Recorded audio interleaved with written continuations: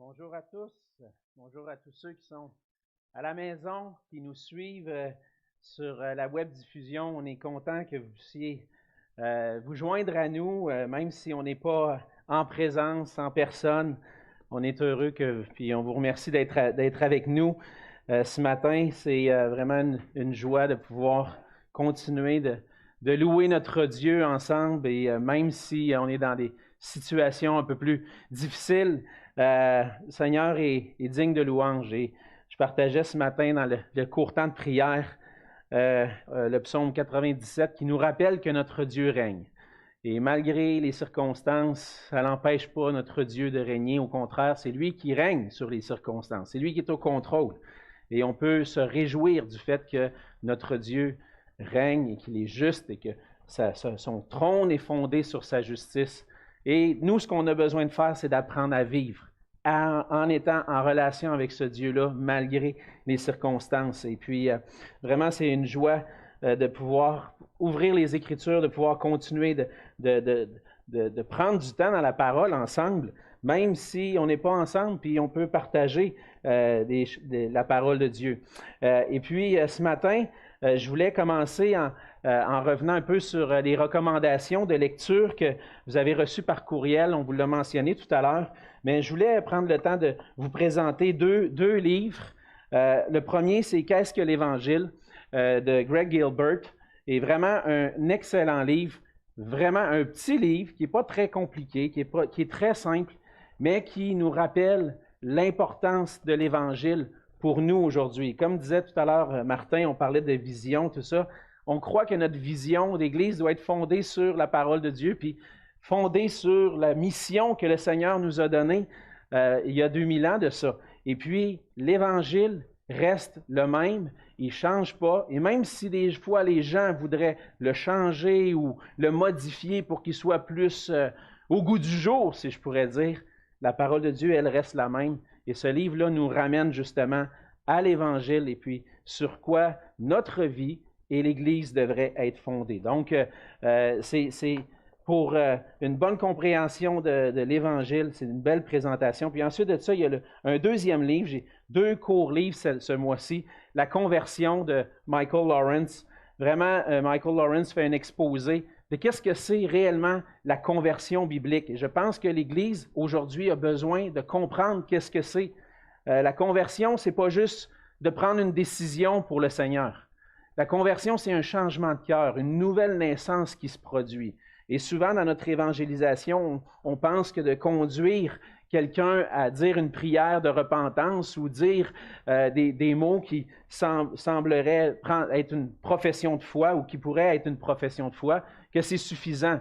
Non, la conversion, c'est une vie transformée. Et puis Michael Lawrence, dans ce livre-là, le présente très bien. Puis c'est ressourçant, même pour nous, même ça fait des années qu'on est chrétiens, on peut apprendre de ça puis se rappeler que notre vie, si elle est consacrée au Seigneur Jésus, devrait être différente, devrait manifester qu'on appartient au Seigneur Jésus. Donc, c'est mon encouragement cette semaine et ce mois-ci pour les lectures.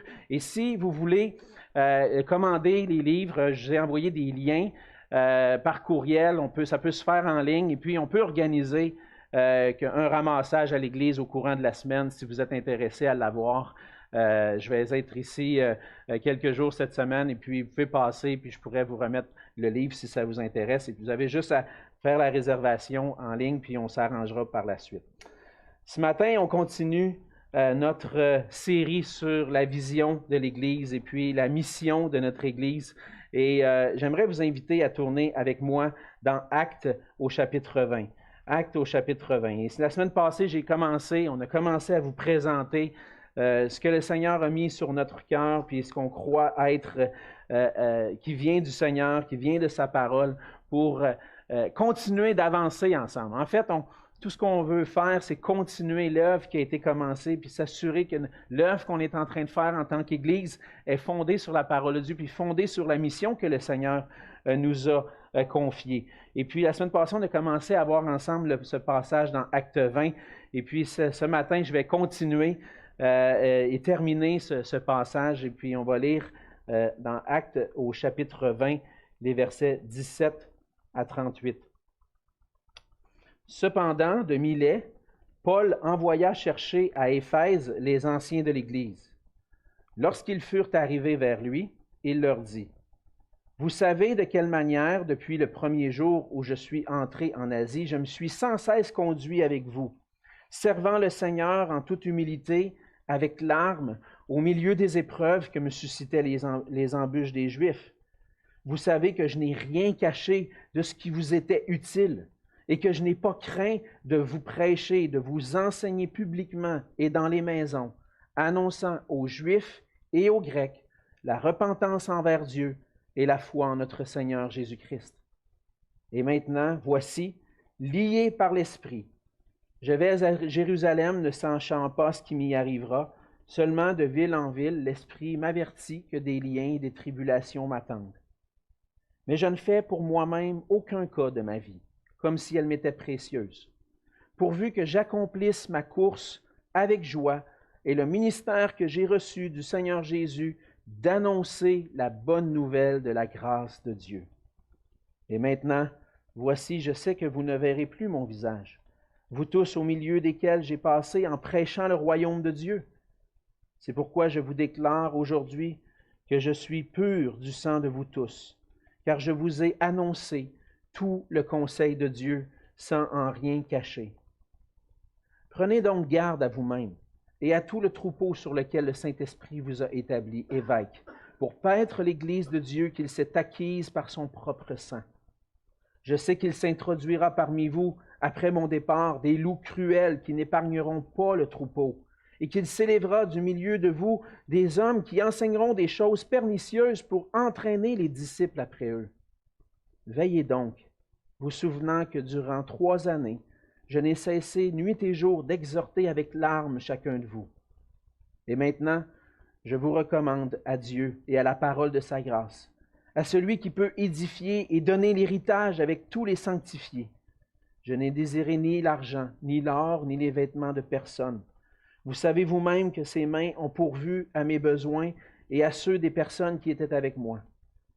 Je vous ai montré de toute manière que c'est en travaillant ainsi qu'il faut soutenir les faibles et se rappeler des paroles du Seigneur qui a dit lui-même, « Il y a plus de bonheur à donner qu'à recevoir. » Après avoir ainsi parlé, il se mit à genoux et il pria avec eux tous. Et tous fondirent en larmes, et se jetant au cou de Paul, ils l'embrassaient, affligés surtout de ce qu'il avait dit qu'ils ne verraient plus son visage, et ils l'accompagnèrent jusqu'au navire. On va se courir dans un mot de prière. Seigneur notre Dieu, on vient devant toi ce matin avec ce désir, Seigneur, de t'entendre, d'écouter ce que tu veux nous dire. Ce matin, Seigneur, on a besoin de ta grâce. On a besoin de l'œuvre de ton esprit dans nos vies pour que tu puisses, dans ta grâce, venir calmer nos cœurs et nos pensées, pour qu'on puisse être attentifs à ta parole, qu'on puisse être attentifs à ce que ton cœur veut nous communiquer ce matin. Seigneur, on est convaincu que ces paroles que nous lisons sont inspirées par toi, qui ont été poussées, les auteurs des Écritures, par ton esprit pour qu'on puisse recevoir, puis qu'on puisse avoir, nous aussi, tes paroles et t'entendre. Seigneur, que nos oreilles puissent être ouvertes, nos cœurs attentifs. Viens faire ton œuvre en nous, par ton esprit, pour qu'on puisse les recevoir et être transformés par toi, afin de vivre pour ta gloire. Et c'est dans le nom de Jésus que je te prie. Amen. Amen. Donc, comme je l'ai mentionné, on a commencé la semaine dernière à vous parler de la vision pour notre Église et on vous a exprimé en quelques mots ce qu'on veut être et ce que nous sommes en fait en tant qu'Église. Et puis, à travers un peu la nouvelle image, on veut communiquer qu'ensemble, on veut être une Église qui est centrée sur l'Évangile de Jésus-Christ, centrée sur Jésus-Christ. Une Église qui est fondée dans la vérité de la parole, qui est affermie dans les vérités des Écritures. On veut être une famille unie dans l'amour et une famille qui brille pour la gloire de Dieu. Mais on veut aussi, à travers ce que nous sommes, ce que le Seigneur a fait de nous, accomplir certaines choses. Et par la grâce de Dieu, on veut être un phare, comme un phare dans la nuit, au milieu des ténèbres, briller pour la gloire de Dieu et faire connaître Jésus-Christ et son amour. Et je vous ai présenté 5 points liés aux lettres du mot phare. Et ce qu'on veut être, ce qu'on veut faire, c'est on veut proclamer l'évangile de Jésus-Christ et tout le conseil de Dieu. On veut honorer et adorer Dieu de tout notre cœur. On veut aimer ardemment notre prochain et notre communauté. On veut reproduire des disciples matures en Jésus-Christ, comme le Seigneur nous a demandé de faire. Et puis, on veut équiper des leaders pour la mission de Jésus-Christ dans l'Église et dans toutes les nations. Et c'est pour ça que, en tant qu'Église, on veut être une Église qui va briller pour la gloire de Dieu, être un phare qui va répandre la lumière de la connaissance et de l'amour de Jésus-Christ dans notre génération et dans toutes les nations. Et le Seigneur Jésus a appelé ses disciples et son Église à poursuivre cette mission en étant des témoins de l'Évangile, en étant des témoins de Jésus-Christ dans toutes les nations, parce que le Seigneur veut se former un peuple. Il veut se former un peuple qui vient pour l'adorer, qui l'adore. Et cet appel à être des témoins, cet appel à faire des disciples de toutes les nations vient du Seigneur lui-même. Et il nous appelle à proclamer l'Évangile et tout le plan de Dieu qui est révélé dans les Écritures. Et en tant que chrétiens et membres de l'Église de Jésus-Christ, on est membres de son corps. Et nous sommes tous ensemble appelés à faire cette œuvre-là. Mais on a besoin pour ça, de prendre une décision, chacun d'entre nous, individuellement, d'embarquer, d'entrer dans cette mission-là que le Seigneur nous a confiée. Mais souvent, lorsqu'on pense à la tâche, donc on pense à Jésus qui est avec 12 disciples, et peut-être un peu plus, peut-être autour de 120 à la fin de son ministère, et qui est là, puis il dit, « Allez, faites de toutes les nations des disciples. » On a une poignée d'hommes et de femmes qui sont là, présents, et puis qui disent, « Comment est-ce que c'est possible de pouvoir atteindre toutes les nations à la petite gang qu'on est? » Et souvent, si on pense à ça, puis on dit, « Si le Seigneur me demande d'atteindre les nations, comment je peux faire ça? Comment ça peut prendre forme? » Et peut-être des fois, on peut se décourager, dire, je ne sais pas, dans nos vies, des fois personnelles, être découragé d'entrer dans cette mission-là.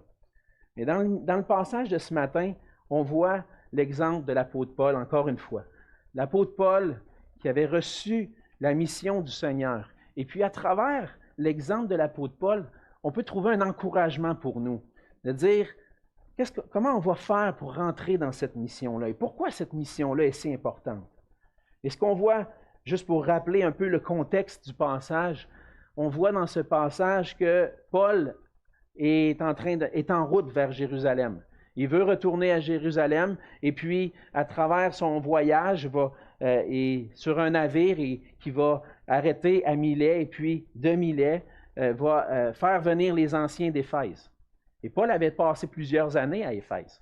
Et puis, il va rappeler un peu le ministère qu'il avait eu à Éphèse. Il dit, je vous ai annoncé la repentance envers Dieu et la foi dans le Seigneur Jésus. J'ai annoncé la bonne nouvelle de la grâce. Je vous ai fait part du royaume de Dieu.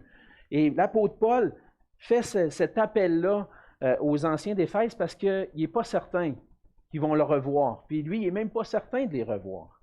Et on voit dans les Écritures plusieurs passages comme ça. Lorsque quelqu'un arrive à ce point, à la fin de sa vie, ou à un moment où il sait qu'il ne reverra plus ceux qu'il aime, il va leur confier des instructions. On le voit entre autres avec Moïse, à la fin du livre de Deutéronome. Il va confier à Israël, à ce peuple qui va entrer dans la terre promise, il va leur confier des instructions. Restez attachés à Dieu. La même chose après la conquête de la terre promise, Josué, dans Josué 24, il dit à Israël, « Choisissez aujourd'hui qui vous voulez servir. » Et donc, il y a souvent cet appel-là, à la fin de la vie d'un homme de Dieu, où il déverse son cœur, puis il dit, « C'est à votre tour maintenant. C'est à vous maintenant de continuer cette œuvre-là. » Et c'est ce que Paul est en train de dire aux anciens de l'Église d'Éphèse. Peut-être vous pouvez vous dire, ouais, mais c'est ça, il parle à des anciens, ça ne s'adresse pas nécessairement à moi. Mais je pense que lorsque Paul parle aux anciens, il s'adresse aussi à toute l'Église. Ce n'est pas toute l'Église qui est venue le voir, mais en même temps, il donne des instructions aux anciens pour qu'eux puissent le transmettre à l'Église et que l'Église puisse continuer ce ministère-là. Et pour continuer ce ministère-là, on a besoin, comme Église, nous aussi, de prendre cet exemple-là et de tirer des leçons. Et ce que Paul va donner comme instruction, c'est dans le but d'affermir l'Église, de l'affermir dans la foi qu'il a transmise, la foi en Jésus-Christ. Et nous aussi, aujourd'hui, en 2021, dans une société qui rejette de plus en plus Dieu ou l'idée de Dieu, on a besoin d'être affermis dans notre foi dans l'Évangile et dans la parole de Dieu. Et c'est pour ça que comme Église, on veut poursuivre la mission du Seigneur et on est appelé à proclamer l'Évangile de Jésus-Christ et tout le conseil de Dieu. C'est les instructions que Paul va donner aux anciens, entre autres, dans les versets 27 et 28. Il dit, « Je vous ai annoncé tout le conseil de Dieu sans rien cacher. » Et il dit aux anciens, « Prenez donc garde à vous-même et à tout le troupeau sur lequel le Saint-Esprit vous a établi évêque pour paître l'Église de Dieu qu'il s'est acquise par son propre sang. » Et nous, comme anciens, comme pasteurs, on veut continuer cette œuvre-là. Prendre garde à nous-mêmes et proclamer l'Évangile pour que l'Église continue cette œuvre-là, de proclamer l'Évangile. Mais pourquoi est-ce que c'est important? Pourquoi c'est si important que ça de proclamer l'Évangile de Jésus-Christ? On a vu la semaine dernière, la première raison que je vous ai présentée, c'est pourquoi c'est important? Parce que l'Évangile de Jésus-Christ, c'est au cœur du plan rédempteur de Dieu. Au cœur du plan de l'histoire de l'humanité, au cœur de tout le plan que Dieu a, de la création jusqu'à la nouvelle création, il se tient au milieu de cette histoire-là, la croix de Jésus-Christ. La croix de Jésus-Christ qui vient et qui, à travers elle, Jésus-Christ vient réconcilier le monde avec Dieu. Et toute l'histoire de l'humanité, c'est en fait l'histoire d'un Dieu qui veut avoir une relation avec sa création. Et l'apôtre Paul, dans son ministère, était centré sur l'Évangile. Il est arrivé pour prêcher aux Juifs, il est arrivé pour prêcher aux Grecs. Qu'est-ce qu'il a prêché? Il a prêché l'Évangile, il a prêché la repentance envers Dieu et la foi en Jésus-Christ. Et si nous, on veut être une Église centrée sur l'Évangile, on a besoin d'être affermis dans l'Évangile. Et c'est ce qu'on a vu un peu ensemble. Les éléments, qu'est-ce que c'est l'Évangile? Les éléments importants, l'essentiel de l'Évangile. Et on a vu que l'essentiel de l'Évangile, Paul va le résumer dans 1 Corinthiens 15, que Christ est mort pour nos péchés, il est ressuscité. Et en même temps, on veut, à travers ce passage-là, communiquer l'idée d'un Dieu qui est saint, un Dieu juste, qui est notre Créateur. Et qui nous sommes devant ce Dieu juste-là? Nous sommes des pécheurs. En raison de notre rébellion envers Dieu, on est séparés de Dieu.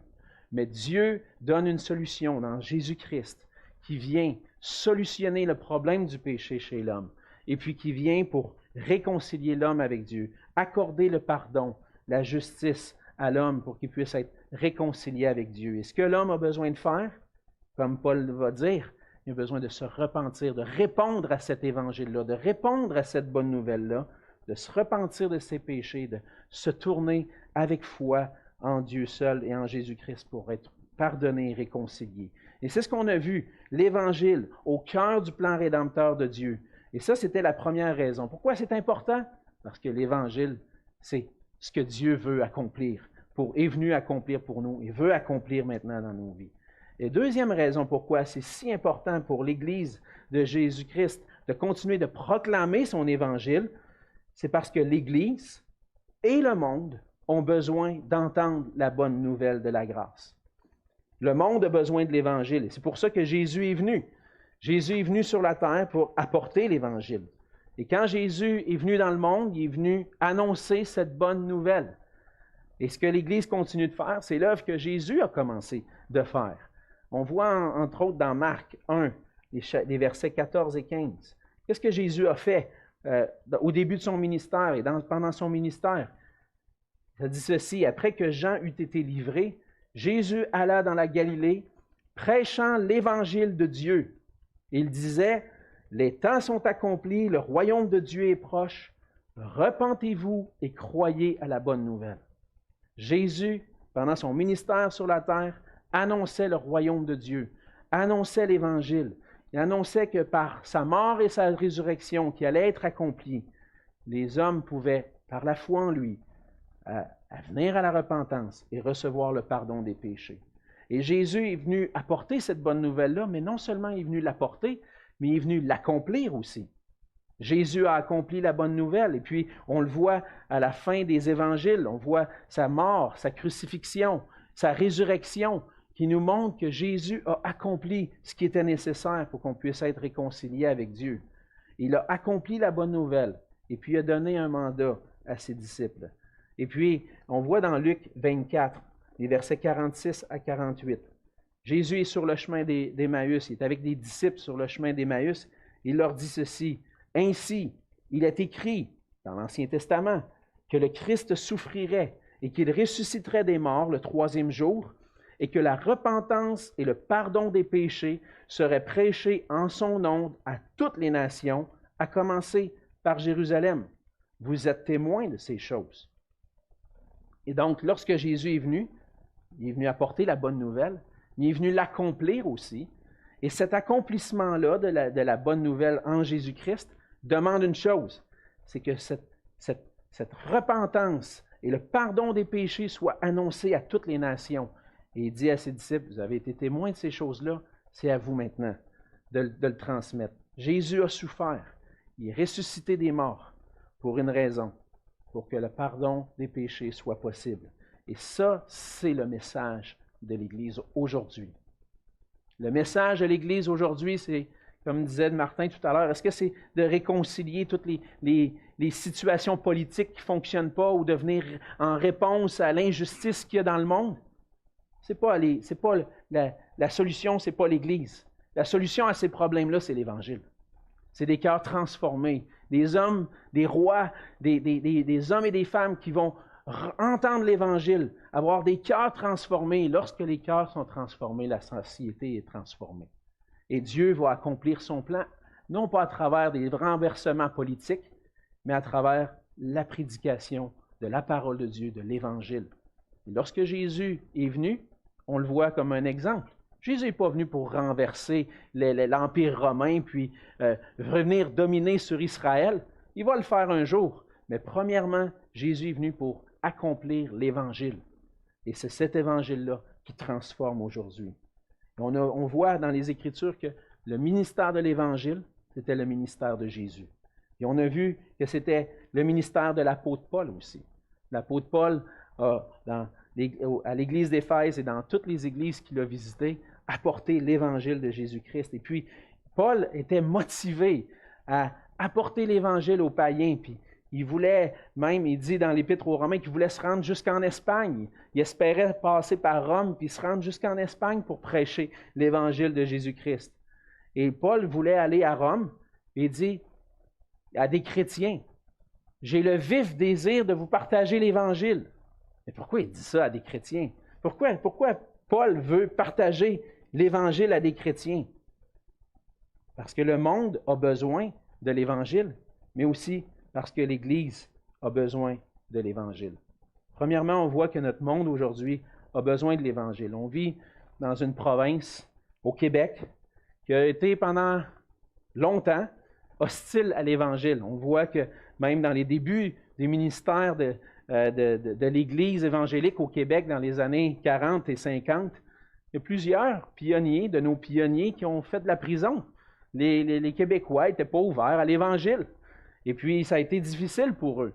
Et Dieu a permis, en quelque sorte, un certain réveil dans les années 70 et 80. Puis, je suis né à cette époque-là. J'ai vu, étant tout jeune, de ces moments-là avec... j'ai déjà partagé les campagnes d'évangélisation avec Alain Chouaquier, Jacques Marcoux, et puis le trio Toupin. Ceux qui ont connu ça, vous en souvenez. Et puis, on voyait des gens venir au Seigneur, puis se convertir. Et puis... Mais, en général, le Québec a souvent été vu comme un endroit ténébreux, un endroit où on rejetait l'Évangile, un endroit hostile à l'Évangile. Et nous, comment on va agir? Comment on va faire pour partager cet Évangile-là aux gens, puis en quelque sorte, apporter cette lumière-là.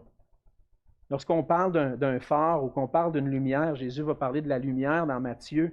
Il dit, la lumière, ça ne prend pas une grosse lumière pour qu'elle puisse être vue de loin. On met une petite lumière, une chandelle devant la fenêtre d'une maison, puis on peut la voir de loin. Puis même s'il fait noir, on peut voir qu'il y a une lumière. Et ce qu'on veut, nous, c'est apporter cette lumière-là. Comment on peut briller, nous, comme Église, malgré le fait que les gens vont rejeter l'Évangile, malgré le fait que c'est difficile de les atteindre? Comment est-ce qu'on peut les atteindre? Et je pense qu'on voit dans le ministère de l'apôtre Paul des exemples. Un exemple, on voit que l'apôtre Paul priait pour l'Église. Il priait pour les chrétiens. Puis je pense que si on veut atteindre notre région, notre ville, notre province pour l'Évangile, on a besoin de commencer à genoux. On a besoin de prier. Parce que c'est Dieu qui fait l'œuvre dans les cœurs. Nous, on apporte la semence. Nous, on apporte le message de l'Évangile. Mais c'est Dieu qui va faire l'œuvre dans les cœurs. Premièrement, pour disposer nos propres cœurs, à être prêts à partager l'Évangile. Seigneur, c'est difficile. Je ne sais pas trop comment m'y prendre. Puis, aide-moi, renouvelle mon zèle. Je veux partager ta grâce. Et on veut prier aussi que Dieu prépare les cœurs. Je vous ai invité il y a quelques semaines à prier pour ça. Que le Seigneur puisse nous ouvrir des portes. Que le Seigneur puisse préparer des cœurs. Ensuite de ça, lorsqu'on a prié, qu'est-ce qu'on peut faire? On peut inviter. Inviter les gens à dire, j'aimerais ça avoir, j'ai quelque chose que j'aimerais te partager.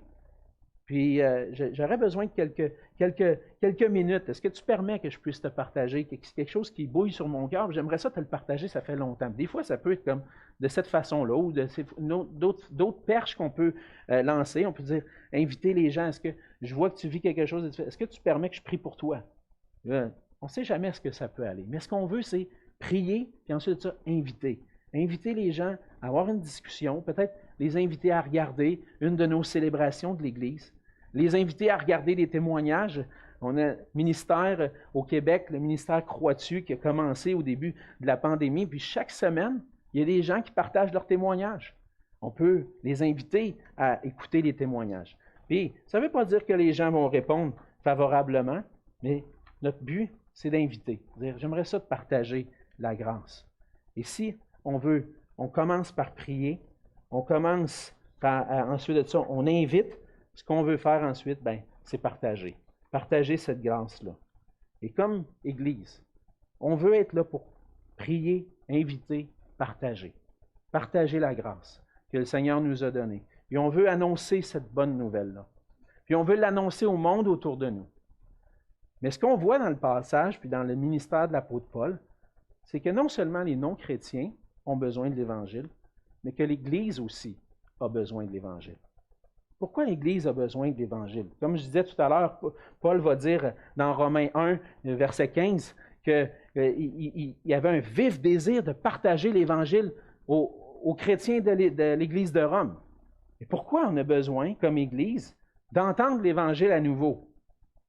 Bien, en réalité, c'est parce qu'en tant qu'être humain, et même parfois en tant que chrétien, on a deux tendances. Notez-les, parce que c'est un point important ici.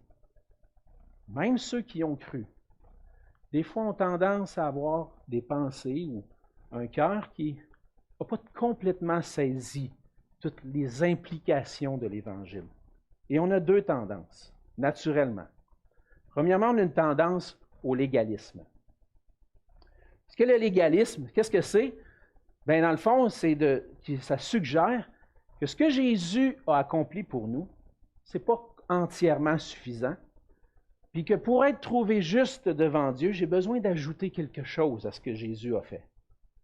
Dans l'Église catholique romaine, c'est ce qu'on enseigne. Alors, tu viens à Jésus, le sacrifice de Jésus, il est bon pour jusqu'au moment où tu as confessé tes péchés, mais si après ça, tu recommences, bien là, il y a toutes sortes, une série de choses qu'il faut que tu fasses parce que là, tu n'es plus juste devant Dieu. C'est comme si tu as perdu ta justice devant Dieu. Et même si on est chrétien, des fois, on a cette tendance-là de penser de cette façon-là. Le légaliste va dire, si tu veux être juste, ou si tu veux que Dieu soit favorable envers toi, tu as besoin de suivre sa loi parfaitement. Et en réalité, à travers ce légalisme-là, La justification ne vient pas de Christ, mais des bonnes œuvres que je fais. Et ma justification vient de ce que je fais. Et comme je disais, en tant que chrétien, des fois, on a cette tendance-là de penser que lorsque je fais des bonnes œuvres ou que lorsque j'obéis au Seigneur, c'est comme si je gagnais la faveur de Dieu. C'est comme si plus j'obéis à Dieu, Dieu il va être favorable envers moi. Fait qu'on veut, on a accepté Jésus-Christ, mais c'est comme si par après, j'ai besoin de faire quelque chose de plus pour que Dieu, être certain là, que ma relation avec Dieu est vraiment bonne. Par exemple, si je lis ma Bible à tous les jours, ou si je vais à l'église chaque semaine, puis je participe aux réunions de prière, ou si je m'implique dans les ministères, puis j'œuvre pour Dieu, c'est comme si je fais ça dans le but que Dieu soit favorable envers moi. Évidemment, ce n'est pas tout mauvais. Évidemment, le Seigneur nous appelle à faire des bonnes œuvres. Mais lorsqu'on pense que l'obéissance à la loi me rend plus favorable à Dieu, j'ai perdu l'Évangile. Parce que ce qui me rend favorable à Dieu, ce n'est pas mes bonnes œuvres. C'est ce que Christ a accompli pour moi.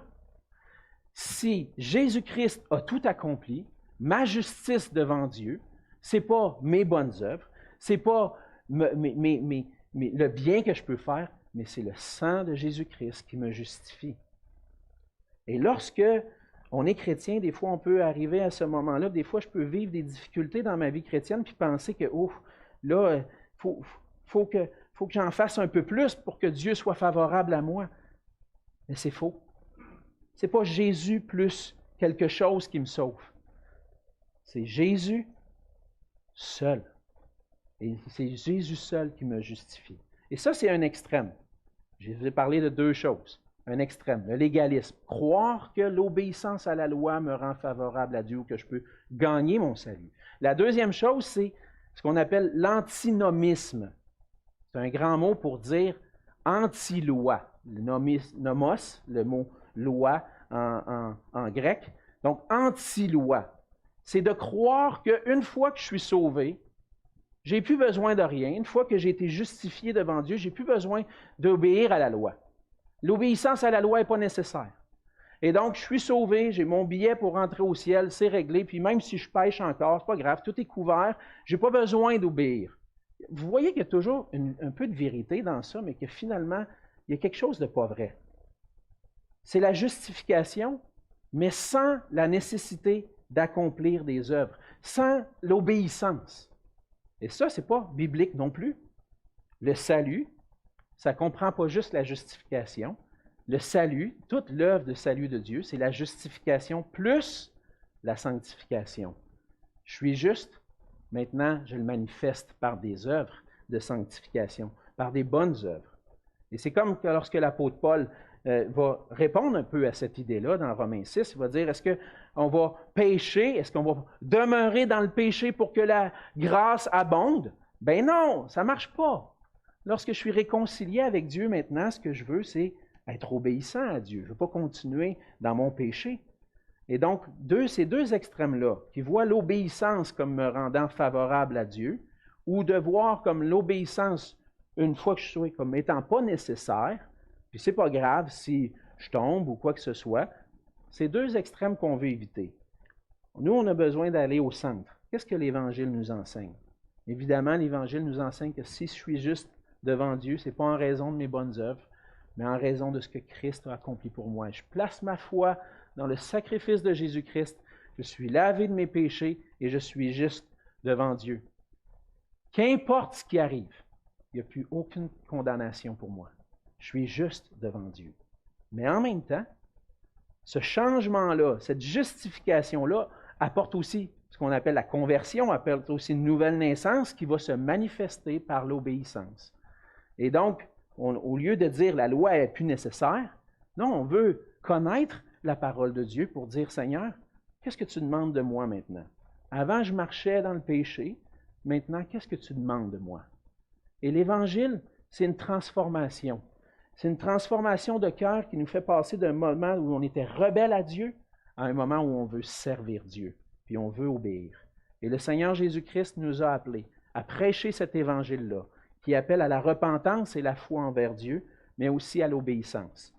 Le Seigneur Jésus a dit, Enseignez-leur à observer tout ce que je vous ai prescrit. Et donc, ce qu'on veut, ensemble, c'est dire, c'est pas à cause de mes bonnes œuvres que je suis sauvé, c'est à cause de la grâce en Jésus-Christ, mais cette grâce-là m'appelle à obéir maintenant et passer à l'action. Et ça, l'Église a besoin d'entendre ça encore aujourd'hui. Parce qu'on va toujours avoir tendance à glisser d'un ou des deux côtés. Et ce que le Seigneur veut nous amener à voir, c'est que dans l'Évangile, je trouve toute la grâce nécessaire pour être réconcilié avec Dieu, mais aussi pour marcher avec Dieu. C'est dans l'Évangile que je trouve cette idée que l'Esprit vient par ce que Jésus a accompli pour moi. L'Esprit vient en moi, vient vivre en moi, puis me donne la grâce de marcher pour Dieu. Donc l'Église a besoin de l'Évangile aussi. Et finalement, l'Église a besoin de recevoir l'Évangile et tout le conseil de Dieu afin d'être affermi dans la vérité et de garder la foi. On le voit dans le verset 27, comme je l'ai mentionné tout à l'heure, Paul avait annoncé à l'Église d'Éphèse tout le conseil de Dieu. Il avait prêché, enseigné l'Évangile comme étant au cœur du plan de Dieu, puis tout le plan de Dieu, tout ce que Dieu voulait, Paul l'a annoncé. Le plan de Dieu du commencement à la fin, de la création à la nouvelle création. Et qu'est-ce que c'est ce plan-là? C'est que Dieu a créé tout homme bon, tout homme pour vivre en relation avec lui. Mais ensuite de ça, après la création, il y a eu la chute. Mais après la chute, Dieu apporte la rédemption. Et cette rédemption-là va être finalement accomplie entièrement à la consommation, au moment où on va être avec Dieu pour toujours. Et Paul avait exprimé tout le conseil de Dieu, la parole de Dieu à l'Église d'Éphèse. Et c'était pendant 3 ans, il s'était acharné, travaillé, comme il dit, avec larmes, malgré les embûches, pour apporter cette connaissance-là. Et les anciens, les pasteurs de l'Église aujourd'hui, sont appelés à paître le troupeau du Seigneur en enseignant tout le conseil de Dieu. Et c'est la mise en garde, puis l'instruction que Paul va donner au verset 28. Il dit, prenez donc garde à vous-même et à tout le troupeau sur lequel le Saint-Esprit vous a établi évêque, pour paître l'Église de Dieu qu'il s'est acquise par son propre sang. Et pourquoi on a besoin de prendre garde à nous-mêmes? Il dit, je sais qu'il s'introduira parmi vous, après mon départ, des loups cruels qui n'épargneront pas le troupeau, et qu'il s'élèvera du milieu de vous des hommes qui enseigneront des choses pernicieuses pour entraîner les disciples après eux. Veillez donc, vous souvenant que durant 3 années, je n'ai cessé nuit et jour d'exhorter avec larmes chacun de vous. Alors les anciens ont cette responsabilité de prendre soin du troupeau et de paître le troupeau de Dieu. Mais comment on va paître le troupeau de Dieu? Comment on va nourrir? Ça va être avec la parole de Dieu. En exposant tout le conseil de Dieu. En prenant les Écritures, dimanche après dimanche, en rencontre après rencontre, réunion de prière après réunion de prière, puis en disant, regardez, frères et sœurs, voici ce que Dieu veut pour nous. Et que ce ne soit pas nos idées qui soient enseignées, mais ce que Dieu veut dire à son peuple. Et nous sommes dans cette Église. Il y a 3 anciens, présentement. Parce que moi, j'espère qu'il va y en avoir d'autres. J'espère qu'un jour, il y en a, le Seigneur va mettre à cœur à des hommes dans cette Église de dire, moi, j'aspire à être un ancien dans l'Église. J'aspire à cette tâche-là que l'apôtre Paul appelle comme excellente. Et si toi, dans ton cœur, tu aspires, ou si un jour le Seigneur te met dans ton cœur d'aspirer à cette tâche-là, on a besoin de travailler ensemble, à être fondé dans la vérité pour enseigner. Parce qu'un homme qui n'est pas fondé dans la vérité, puis qui ne marche pas selon la vérité, ne pourra jamais devenir un ancien ou un pasteur dans l'Église. Mais les anciens ont besoin de prendre garde à eux-mêmes. On a besoin de prendre garde à nous parce que c'est une tâche importante qui vient de l'Esprit de Dieu pour paître l'Église de Dieu. Puis là, Paul va dire qu'il s'est acquise par son propre sang, par le sang du Seigneur Jésus. C'est pas n'importe qui là, qui est devant moi ce matin. C'est pas n'importe qui à qui on enseigne de jour en jour. C'est les brebis du Seigneur. C'est ceux pour qui Christ est mort pour eux et qui ont placé leur foi en lui pour être sauvés. Hey, c'est pas n'importe qui. Il faut que je fasse attention à ce que je vais enseigner. Je fasse attention à mon cœur. Qu'est-ce que je veux faire? Ce qu'on veut accomplir, c'est dire, frères et sœurs, vous avez cru en lui, On va marcher ensemble en lui. On va obéir à ce Seigneur-là. Puis c'est sérieux, ça. C'est pas une tâche. C'est pas n'importe quoi. Puis comme Amex l'a partagé dans Jacques 3, Jacques va dire qu'il n'y en a pas beaucoup parmi vous qui enseignent, parce qu'on va être jugé plus sévèrement. Mais l'Église, aujourd'hui, a besoin d'être fondée dans la vérité. Parce qu'il va arriver un moment où, au milieu de l'Église, il va y avoir des faux docteurs qui vont se lever. Il va y avoir l'influence de l'extérieur. Il peut arriver que même au milieu de nous, les faux docteurs se lèvent pour entraîner les disciples loin du Seigneur. Les anciens ont ce travail-là de veiller sur vous, de veiller à ce que vous écoutez pendant la semaine sur Internet, de veiller à ce que l'enseignement que vous recevez, est-ce que c'est vraiment dans la vérité? On entend, il y a certainement, puis aujourd'hui, dans le monde où on vit avec l'Internet, c'est sûr que vous allez trouver un meilleur prédicateur que moi, ou un meilleur prédicateur que Pierre Morin, ou un meilleur enseignant que Yvan Bouchard. C'est sûr. Il y en a que Dieu a doté de dons particuliers. Mais qui est-ce que Dieu a placé sur vous? C'est nous, vos pasteurs. On ne peut pas vous empêcher d'aller écouter les témoignages édifiants. Mais si jamais, des fois, on voit, oh, tu devrais faire attention à ça. Fais attention à cet enseignement-là. Parce qu'on a la responsabilité envers vous. Et c'est notre désir. Que l'Église soit affermie dans la vérité. Puis on vous suggère des lectures qui ne viennent même pas de nous, mais qu'on sait qu'ils sont fondées dans la vérité. Mais parce qu'on veut prendre soin des brebis du Seigneur. Des brebis pour qui Jésus est mort. Il a versé son sang.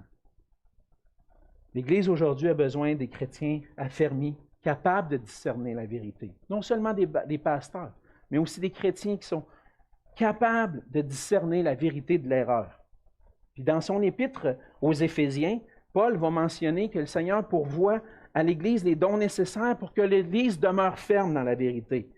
Dans Éphésiens 4, les versets 11 à 15, Paul va dire, « Il a donné les uns comme apôtres, les autres comme prophètes, les autres comme évangélistes, les autres comme pasteurs et docteurs, pour le perfectionnement des saints en vue de l'œuvre du ministère et de l'édification du corps de Christ, jusqu'à ce que nous soyons tous parvenus à l'unité de la foi et de la connaissance du Fils de Dieu, à l'état d'homme fait, d'homme mature, à la mesure de la stature parfaite de Christ. » Et donc, à quoi sert cette édification-là, cet enseignement-là?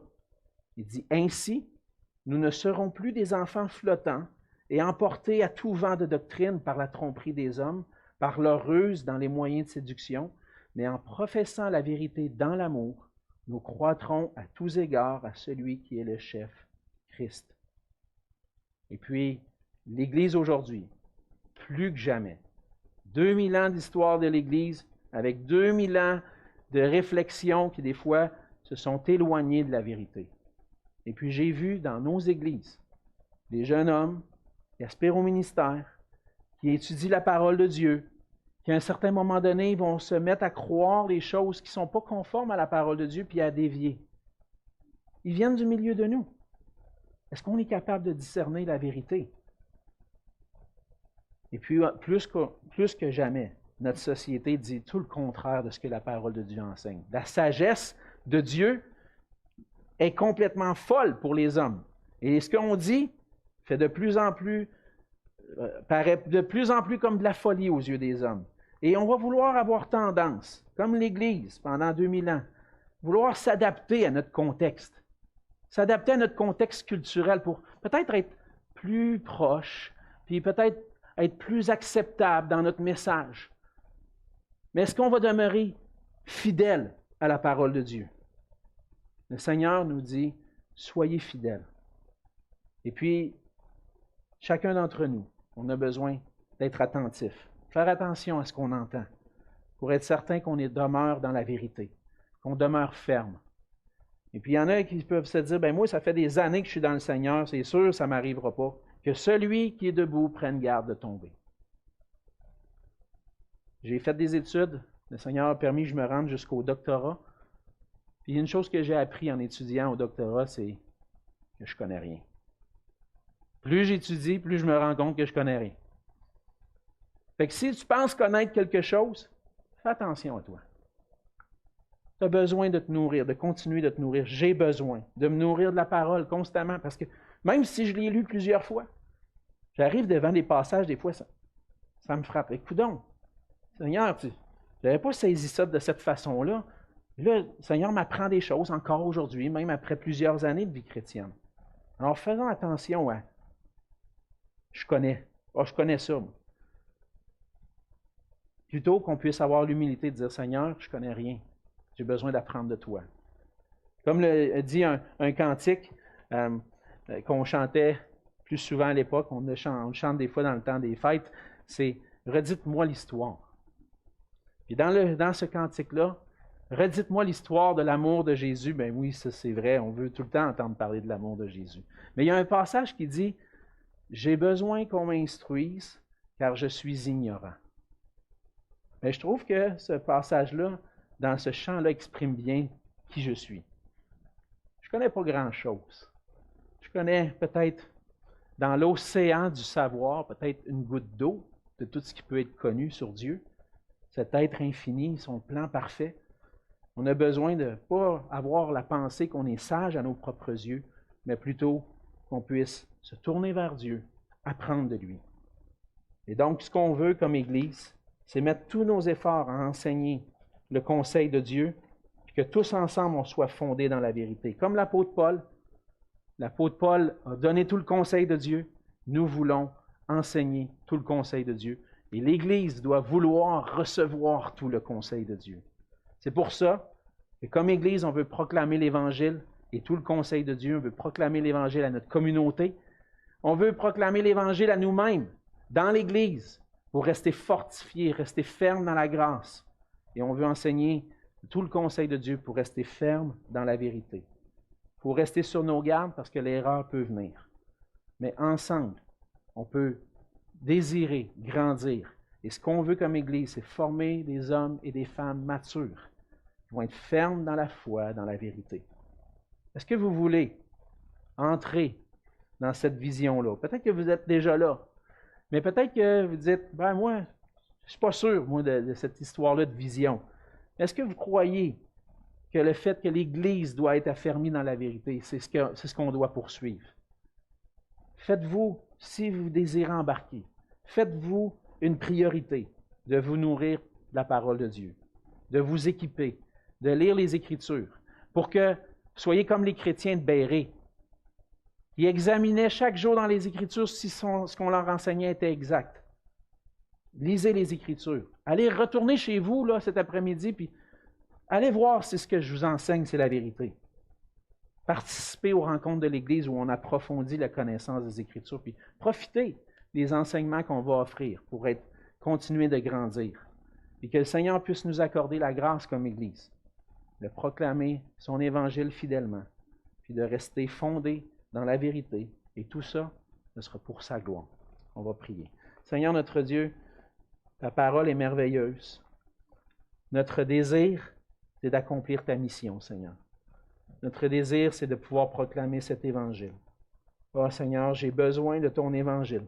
Souvent, j'ai l'impression, j'aurais tendance à croire que de par ma désobéissance parfois, ou le fait que je tombe, que tu es moins favorable à moi.